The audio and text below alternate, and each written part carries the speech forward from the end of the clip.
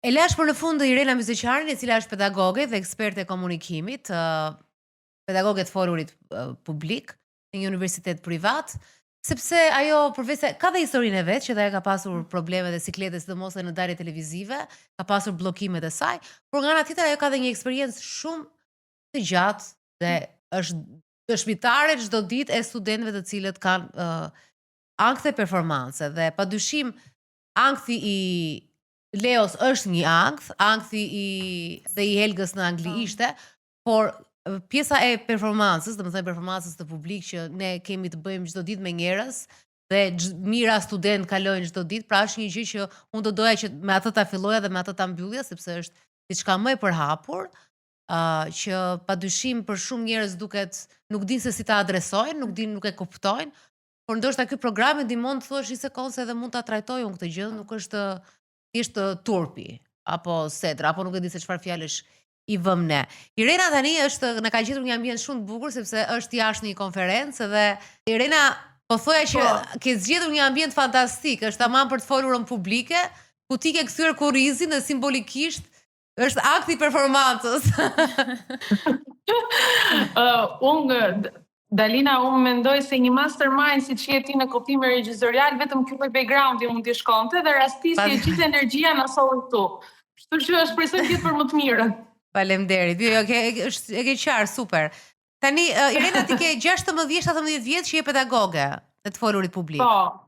Sot ti e di që tema ishte ankthi i performancës dhe historia e parë ishte një vajzë e cila i filloi ky ankth në universitet sepse ajo kishte ardhur në Tiranë. Në qytetin e vet ishte shumë okay, organizonte evente, ishte shumë në rregull. Në momentin që këtu u ndjej paragjykuar si një vajzë e ardhur, atje filloi të bllokohej, të dridhej dhe madje tha edhe diplomën e kisha shumë të vështirë, tha nuk dhash performancën time më të mirë dhe pse kisha mësuar shumë, pikërisht sepse ajo kishte ndjente një lloj gjykimi. Tani, pyetja e parë, ta thash atë në parantezë që ndoshta ta bësh lidhjen më vonë me historinë që ke dëgjuar. Sa është përqindja në kokën tënde? Sa mund të thuash si sa e shpeshtë është ky ankth performancë tek studentët që kanë kaluar tek ty? Më beso, kjo përqindje është goxha e lartë. Sidomos kur ti jep lëndën e të folurës në publik dhe i trajnon ata, pra u flet për rëndësinë e audiencës, temës, vetes, gjuhës së trupit, ata e kuptojnë që procesi është shumë se sa duket. Pra nuk është thjesht të merr një mikrofon dhe del para një turme dhe thua çfarë të vjen në mendje. Po duhet të jetë shumë kopsitur gjitha gjërat e tjera. Fillojnë e rendisin në kokën e këtyre të gjitha elementet, aty thonë, okay, po sikur mos të dal, sepse në fakt ata nuk kanë frikë nga folja. Dhe në fakt nëse ne shohim gjeneratën Z sot, nëse ka diçka që atyre vjen natyrshëm, është të shprehin mendimin e tyre. Por në momentin që ti i jep një strukturë, i jep një temë specifike, i thua të mbrojnë disa argumenta pro apo kundër, të jenë më të vetëdijshëm për gjuhën e tyre të trupit, ato thonë, po çfarë do mendojnë njerëzit për mua? Dhe në fakt studimet të pohojnë që është ajo që ti the në fillim. Njerëzit kanë frikë nga gjykimi social, i cili është një mekanizëm i cili filluar me ne, me qenie njerëzore, dhe sa duam ne të bëjmë sikur jemi moskopçarës, vështirësia më e madhe që ne kemi në jetë, ose dëshira më e madhe që ne kemi në jetë, është të qeni të kuptuar dhe të pranuar dhe akoma më shumë të vlerësuar. Të jetuar në një epokë si kjo që ne jetojmë, ku ajo quhet vizibiliteti është permanent, tani frika e studentëve shtohet dy fish. Sepse kur ato dalin për të bërë, le të themi, një provim final të folurës në publik dhe duhet të performojnë, ato mendojnë, po sikur kjo video të dalë në internet, si do gjykohem unë nëse bëhem virale, edhe është kjo frika që nëse ti do jesh permanent aty në internet, ajo video ose ajo gak që ti ke bërë nuk do zhduket asnjëherë, atëherë pastaj ti stepesh dhe në fakt, të them të vërtetën, tu më kap ankthi dhe mua.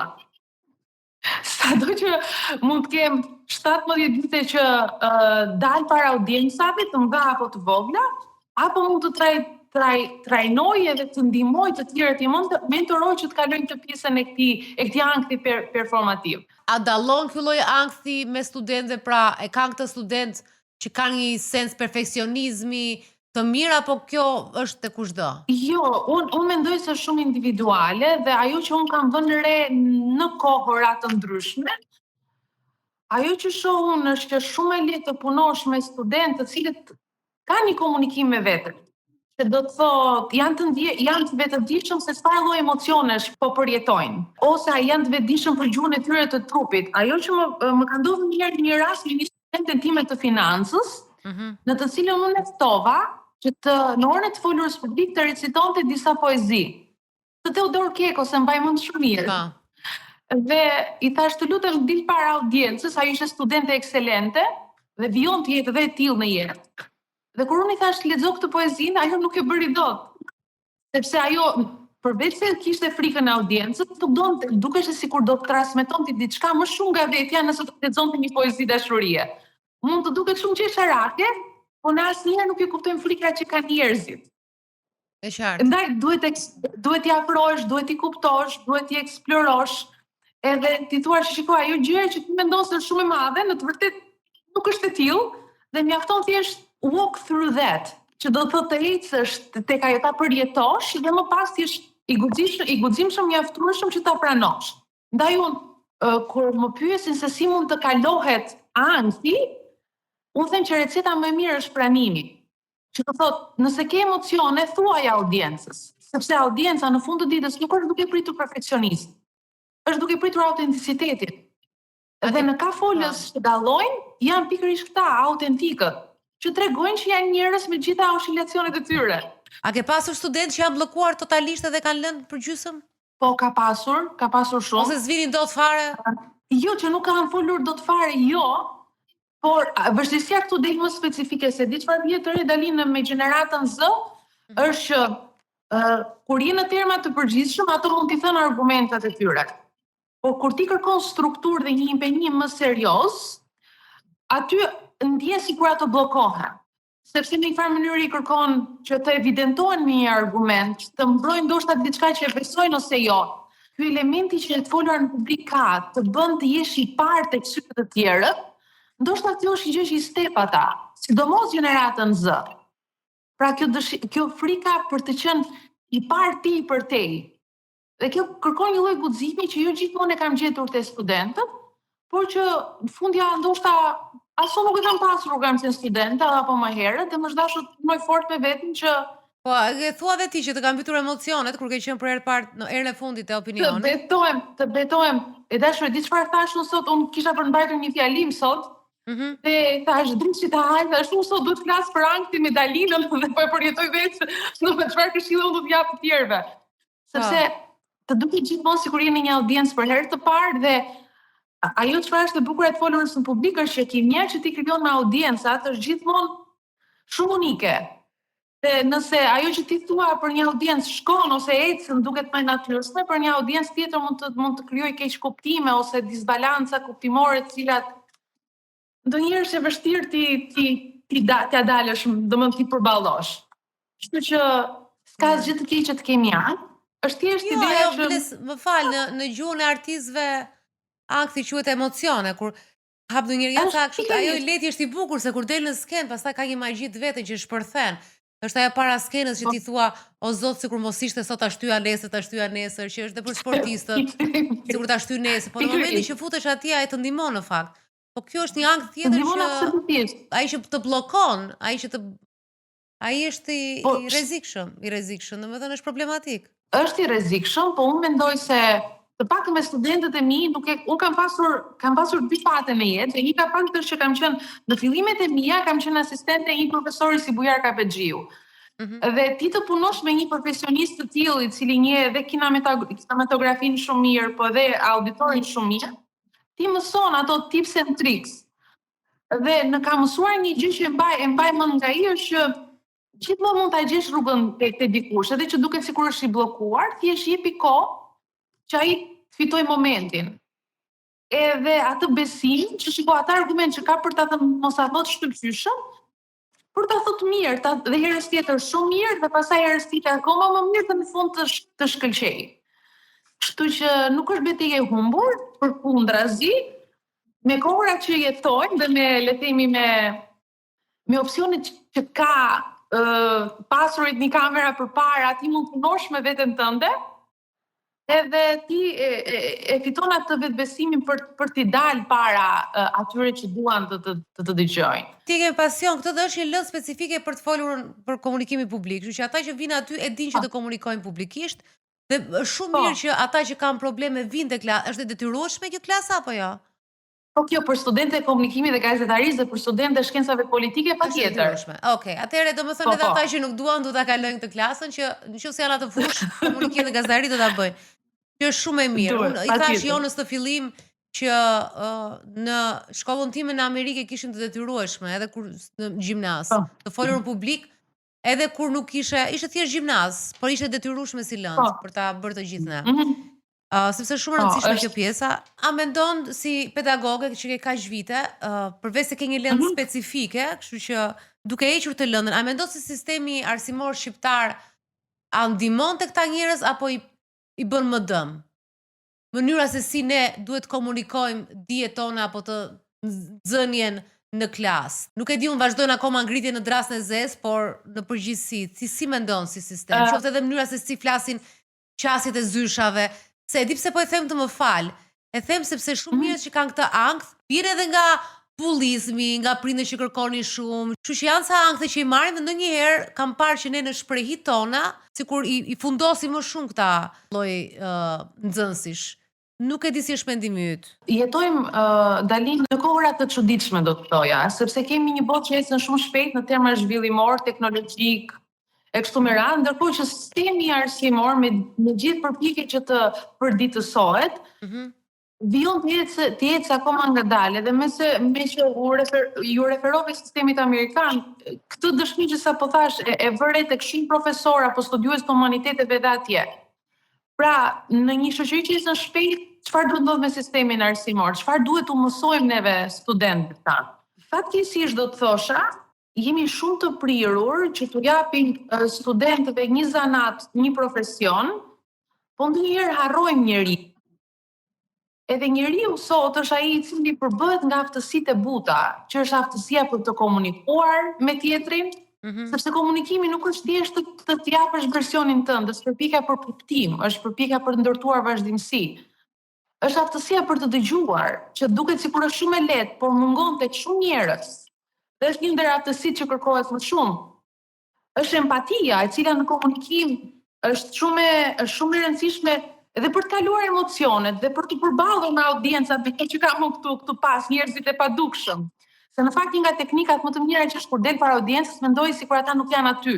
Shikoj karriket bosh dhe ti mund të fillosh të flasësh.